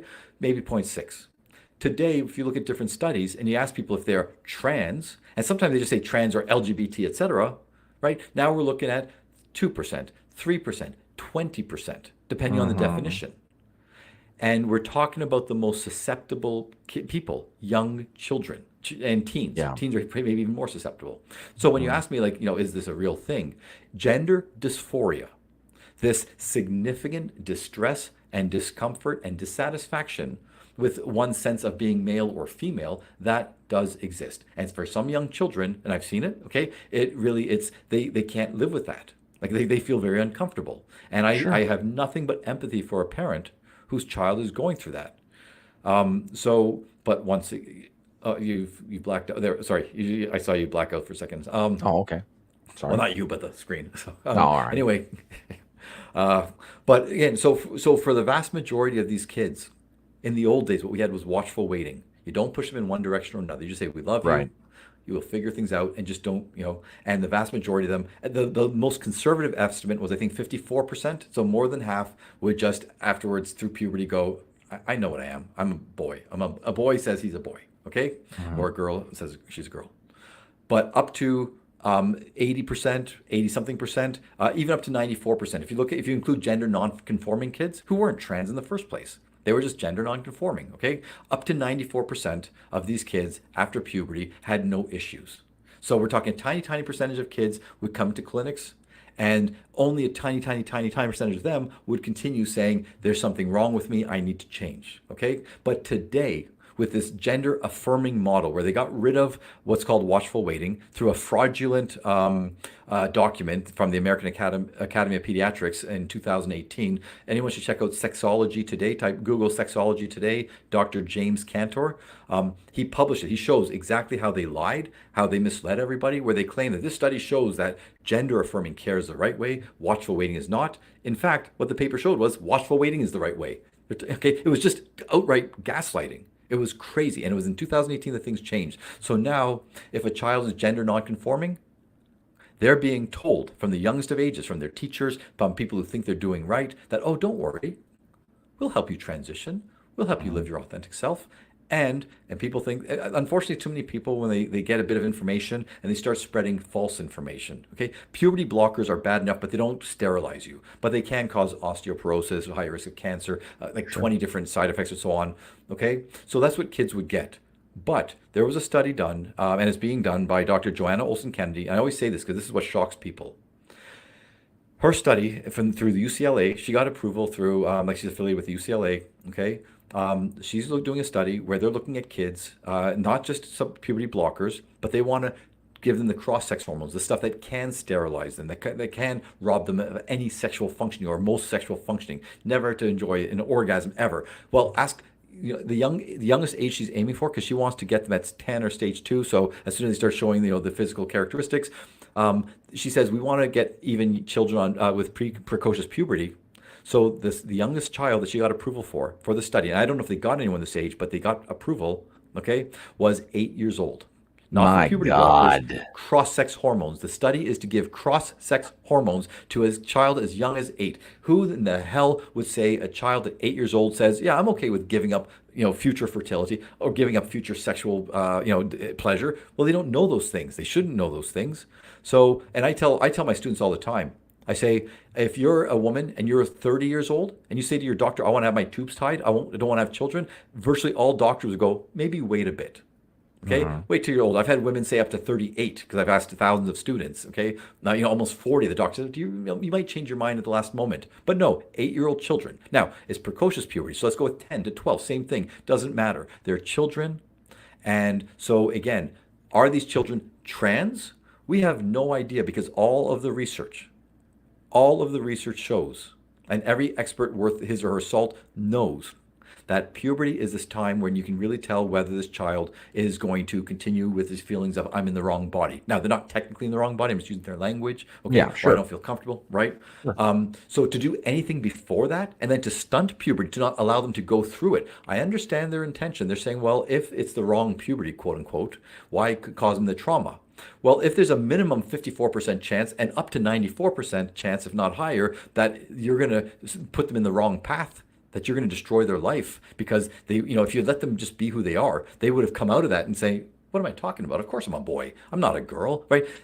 54 again, minimum to 94%. Okay. Why would we risk over half of the kids, up to almost the vast majority of them, with these unknowns? But unfortunately, people with self-interest, people who are either the trans themselves or they have a trans partner or they transed their kid. Okay, how can Mhm. they admit that they've made a horrible mistake? Okay, for themselves or for others. If you're an adult and you want to go through this, right? I've had patients. I've got trans patients. I've got non-binary patients. I've got patients who transition as adults. I told, we talked and everything like that. I said, "This is what you think is going to help you function better. If this is going to help you, I'm not going to say no. Let's talk about the risks and everything." But these are adults. To let a child do that when they're much younger, and when you hear the people who are pushing for earlier and earlier interventions, when you're hearing them, the kind of language they use, compassionate would not describe anything they say. Because when people say, "What about all these people who regret it? How about all these young women now who are saying, 'I had a double mastectomy at 15'?" There was a study that showed 13. The youngest child who had a double mastectomy out of gender dysphoria, 13 years old. Is it common? Jesus. No. Does it happen? Yes. Even one child who regrets it is too many. So for people like me and others, I'm not transphobic. I tell this to my students again. Sure. If I were transphobic, one of my patients would have made a complaint to the college and said this guy's a monster, right? So it's not about that. It's about saying there's no science, there's no credible, consistent science saying that what people are doing to these kids is the right way. Again, if you're an adult and you've gone through this and you've thought about it and everything like that, and all these people pushing for the earlier and earlier interventions, they're living out their fantasy. They wish that they had been able to do it because as an adult, maybe it was the right choice for them, right? Mhm. When they transitioned. So, but again, it was difficult. Was it hell to go through? Yes. But I would rather a number of kids go through hell and then make a decision when they're much older and able to do it. Okay, because this whole thing, suicide and all that, there's just so much misinformation, and we don't have time to go into it. But basically, there's a lot of false information being promoted, not just by media, not just by TikTok influencers, but by medical doctors. Okay, someone like Dr. Absolutely. Jack Turbin, like it's if you look at the stuff and how he conducts himself, he doesn't get in trouble. Somebody like me who's saying, "Hey, let's just look at the science, let's look at the evidence, let's make sure we're actually using best practices," I get in trouble. Dr. Jack Turban is promoting false science, and nothing happens to him. He's lauded for it. So because he speaks the orthodox, like he speaks the right language, Yep. right? Woke speak. So anyway, that's what's going on here. So is there something called being trans? You know, I again, if you look at my website, if you look at the podcast, you'll see we talk about it in depth. You know, I do believe, just so you know, I do believe. First of all, actually, what people should understand is there are different ways that somebody, quote unquote, becomes transgender or feels transgender. Okay, Mhm. and they are very different. And unfortunately, because of the orthodoxy, colleagues of mine, I've interviewed them. They're on my, Doc Amitay channel on YouTube. I've spoken with them extensively. I lecture about them. You know what they say, how they explain these different pathways. People don't like it, and they go, "Well, that's hateful or that's ignorant or whatever." No one agrees with it, and there are many people who say, "But wait a second, they described me. This describes me perfectly. I'm real." Well, how they say, "Why are you denying trans people's existence?" These same trans activists are denying a whole bunch of people's existence, where they say, yes, this description of me is true.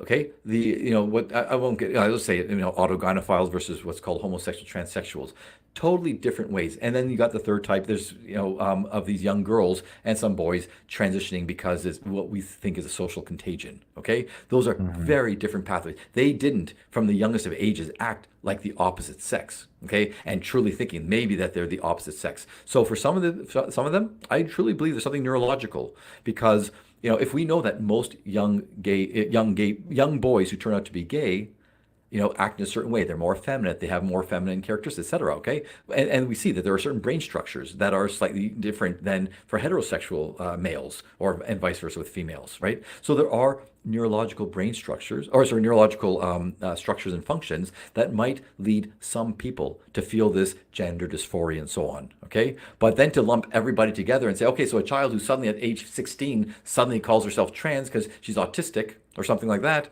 to say that that's the same thing. Yes, she has something going on with her brain, but it doesn't mean that the remedy is double mastectomy or sterilizing herself. Like again, the point is, I'm just throwing a whole bunch of stuff out there. All I'm saying is that there's so much confusion out there, and the confusion is caused not just by these activists, but again by academics, mental health professionals, lawyers, politicians, people who should know better, people who should be awake at the wheel, trying to make sure that we're not harming a whole generation and confusing a whole generation of people. And we are. All the stats are showing this, right? And it's not just COVID. It's not just social media. I mean, social media is promulgating it, okay? But it's what they're seeing that is so damning. And you and I talked before about dating and stuff like that. This all predates it because kids are being confused. They don't know what is reality. You said earlier, there's one truth. There are certain objective realities. And when you're telling them, you can't even trust those objective realities, all right?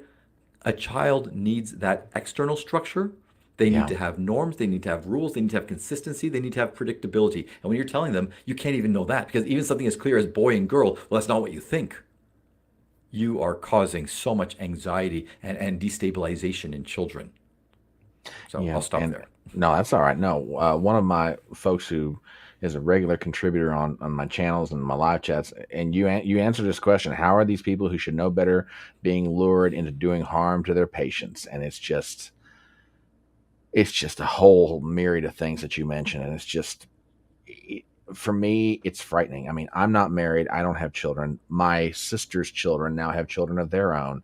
And I'm getting scared to death because it's like, at what point is someone going to try and do harm to them? And then, oh no, this will make you feel better. I'm not a psychologist, but I'm much like you. If you are an adult and you feel like after much consultation, much research, much thinking this over, that you're going to make a truly life altering decision, either by hormonal therapy or by sex reassignment surgery, that you're going to do this, you're an adult, you've thought it through, you've looked at all the information. I may not agree with your decision, but I respect your decision.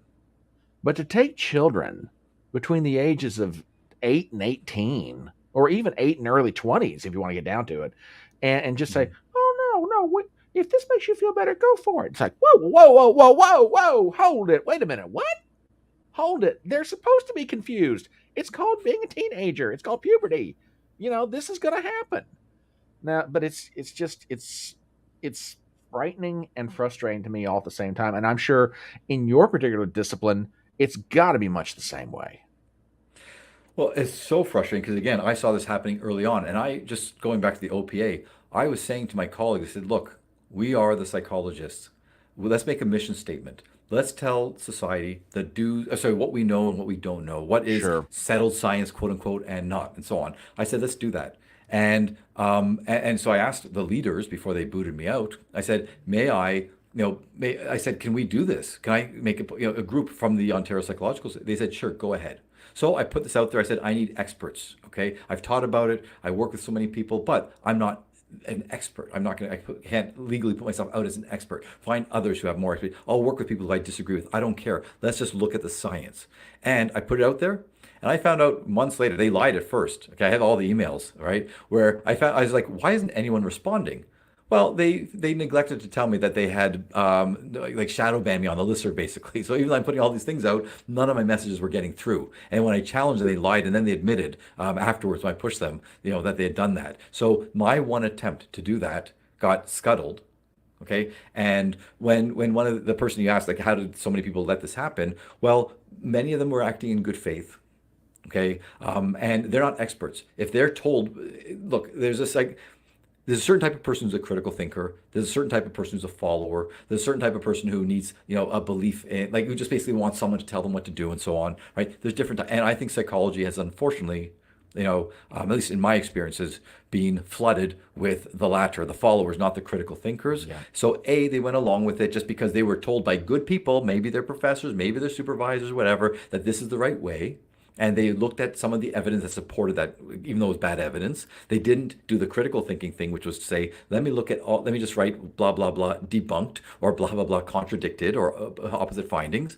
They didn't do that. So they got themselves so immersed in this, and we talked earlier about cognitive dissonance reduction. They can't accept that they've harmed many, many people. Okay. Yeah. Or the people who, again, they're doing it for self-serving reasons. When you look at the types of people who are promoting this, once again, either they're trans themselves or they've, led their child down a path of transitioning. And I don't mean that they forced the kid, but they didn't do Sure. their due diligence, right? Sure. Or they have a trans partner or a family member or something like that. And again, it's self-serving, and most of them can't admit that what they've done is wrong. So they're going to double down. And we had a bill change in Canada last year called Bill C4. It was Bill C16, then C6, now it's C4, about a conversion therapy ban. And it was so poorly written at first that just asking of someone, oh, why do you think you're trans? Okay, or why do you think you're the opposite sex, would have been conversion therapy. Now they changed the wording to make it less, let's say less ambiguous. But the point is, it still makes it very clear the way. And by the way, Dr. James Cantor I mentioned earlier, and he and Dr. Ken Zucker, one of the preeminent experts in the field, somebody whose writings and his words I've used to understand these phenomena. Okay, he's not perfect. He's made lots of mistakes, or he's done things that I wouldn't agree with. I don't agree with everything, but it's part of my knowledge pool. Anyway, they both went in front of the Senate in Canada, and they said this is a nightmare. Okay, because no person practicing would know whether they are breaking the law. Bad enough to lose your license, but you can go to jail. So they changed the wording a little bit. But I'm telling you right now, I don't know of any, aside from Dr. Cantor or Dr. Zucker, sorry, I know of very few psychologists who will take on someone who says, like, my child is trans, or the person themselves says, I am trans, or they think they're trans, or they're going through gender dysphoria, unless they speak the orthodoxy, unless they, that they say that they will affirm the person. And by the way, just because in case someone wants to be a critical thinker and say that I'm exaggerating, and like we were talking about, like, getting these hormones so quickly and so on, there is a rigorous screening process. There is a lot of assessment and therapy and consultation with the family, with doctors and so on, in some cases. Some, not all. I can't tell you the majority or not, okay? But Sure. if it's done properly, then we can make sure we don't make the wrong decision. But I've heard too many horror stories, and one or two anecdotes is one thing.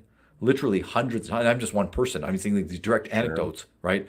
That's scary. So it's happening more often than we like. So the only people right now to whom these parents can go. And again, I'm getting so many parents writing to me saying, I went to this clinic, I went to this doctor, I didn't know what was wrong. My child said they're trans, or they've got dysphoria, or whatever language the kid used, and I just wanted to get help. And so I went to this person that they told me, and then they're getting, misled. They're getting emotionally blackmailed. Would you rather have a trans daughter or a dead son? Like this kind of stuff. Yeah. It's so unprofessional. It's unethical. It's immoral. And again, the vast majority of people who are doing this have bought into the system. Not everybody, but most have, because the ones who say, hey, hey, hey, critical thinking, best practices, science and evidence, those people have been either been driven out or they've learned to shut up because, like I said earlier, they saw the heads on the stake and they don't want theirs to be next. Okay, so it's Yeah. become very narrow. And again, to the question, like, how did this happen? All it takes is a couple of people who can get into high positions, okay? And again, the people who are promoting this have got themselves into every organization. And it's not like, let's say, all 5,000 psychologists in Ontario got together, had a meeting, and said, let's hear everybody, let's vote. It's a tiny handful of people Yeah. who can proclaim themselves to be the experts. They make the policy, and then everybody else follows it, whether it's, again, Ontario Psychological Association, American Academy of Pediatrics, American Psychiatric Association, whatever. And more research is coming out today. It's funny thing is, it's happening in Europe, okay? In Europe, which is traditionally known as far more liberal, especially when it comes to gender and gender related issues. And they're the ones, Norway, Sweden, the UK, now I think New Zealand maybe, like they're the ones going, whoa, whoa, the evidence, Finland maybe, like the evidence doesn't support what we've been doing. We need Yep. far, right? And so, and it's in Canada and America where they're going, we're going in the wrong direction. I know in some states they're trying, like, I think they're going too Sure. far in some ways, right? I just want to help people who are confused, who are distressed, who are struggling, who are lost. And let's find, without politics, without ideology, let's find the best way to help the most vulnerable segments of society, especially children or teenagers who are going through this. That's what I've been promoting. And for that, for my troubles, I'm labeled a transphobe. I've been banned for life. I was banned for life from Twitter until Elon Musk came. Then 6 months later, they finally got along to my case, and it's like, whoops, sorry, for 4 years we made a mistake. That's literally we made a mistake. You're Yeah. back on 4 years. Yeah. Oh, I tell you what, we could sit here and talk all night because I tell you what, and I'm serious about this. I would love to have you come back on sometime, and I know your schedule is chuck full because I saw all the TV and radio appearances and everything else. But I mean, anytime you want to come back on the Electronic Front Porch, you are more than welcome. If you all you got to do is email me like, "Hey man, I want to talk about something, and I need a place to do it." Come on, I really my, appreciate that. my philosophy is and I tell everybody this: if I invite you here to talk, we may not wind up agreeing with each other on everything, but I will let you have your say. I'm going to have my say. And at the end of it, let's break bread. We may not agree at the end of it, but you know what? We can still have a place somewhere in this world where people can exchange ideas. And absolutely, I want you to come back sometime. Now, and I know, and thank you for the graciousness of your time, because I know that we had talked about how long you want to keep this to, and bless our hearts, we've definitely run over. But as we get ready to wrap this up, tell folks where they can find you. I mean, I know you had mentioned your podcast. I heard you mention you've got a book coming out in the near future. So if you want to tell people about that, please tell everybody where they can find you. Tell them about the podcast. Tell them about the book. Okay, well, thank you. So they can follow me at Doc Amitay, DocAmitay, on Facebook, on Twitter, on Instagram. My website is docamitay.com, on YouTube, and I also have this podcast called Awake at the Wheel, or on Twitter's Awake Pod. If you go on Facebook, type in Awake at the Wheel, that I do with my colleague Melanie. Here's a blind woman of color, who she has such a different background than I do. And the two of us, we're both mental health professionals, and we agree on so much. We disagree on certain things. And just like you said, when we disagree, we have discussions about it. It's always amiable and it's always productive because we don't try to talk over each other. We try to learn from each other. And so I hope people will watch that as well. And the book, I can't tell the title yet. I love the title. I've had the title since I was a teenager. Okay. And it was ready to publish last year, then went through some edits. Then it was ready to publish this year, went through some edits. So now I'm going through that. I hope before Christmas I have it. But if people check me on these different platforms, they will see when the book's ready, they're going to see it. And if they go to Instagram as well, they'll see some snippets from my book. They'll get a sense of where I'm coming from. And I really appreciate, I had forgotten that it was somewhere on the site, I guess, the Orenisms. I totally forgotten about that. When I was hearing it, I was going, oh, that sounds pretty good. I'd follow that guy. So I just look. I hope people will. I'm not saying I know all the answers. I'm a little bit more humble than that, which people will laugh at. But yes, I do understand humility. I understand my limits. And like again, I'm giving perspectives. I'm giving ideas. Sometimes it's my own idiosyncratic beliefs, but most times, if not almost all times, it's something that's based on research, on clinical experience, on knowledge and so on objective reality, on best practices, and that's all I'm trying to promote. And you know what? Look, we're only here for a relatively short period of time. No, why are we always fighting? I'd rather that we work together and try to produce a better society for us, for the next generation, et cetera, et cetera. So that's my old school hippie thinking, which pisses off the old school hippies who think, how dare he? I've got the bona fides. Okay, I'm a hippie at heart. I just happen to There you have a brain go. as well, and so I'm a critical thinker. And Well, when that book is ready to go, you let me know. Get in contact with me. I want to have you back on. We'll talk about the book. We'll talk about other things because I'll tell you what, and I mean this in all sincerity. You are a fabulous guest. I would love to have you back on here for any number of different conversations. And absolutely, you have been an absolute joy tonight. So as we start to well, wrap this up, my name is Brian Trippett. I'm the Front Porch Conservative. This is Dr. Oren Amitay. We've been having a wonderful conversation, and folks, please subscribe to this man's social media everywhere you can find him.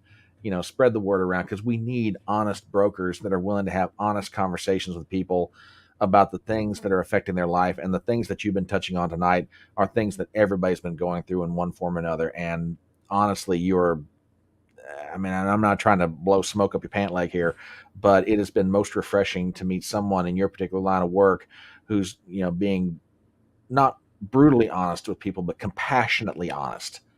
I like And that. and that and that is something that's desperately needed in this hour. So, folks, thank you for stopping by the Electronic Front Porch. Please tune in this Saturday morning on my channel for Front Porch Brunch, where we do a review of the week's news. Thank you, everybody, for stopping by. Dr. Amate, please hang around. We'll say some proper goodbyes. So, everybody, have a wonderful night, and thank you again for stopping by.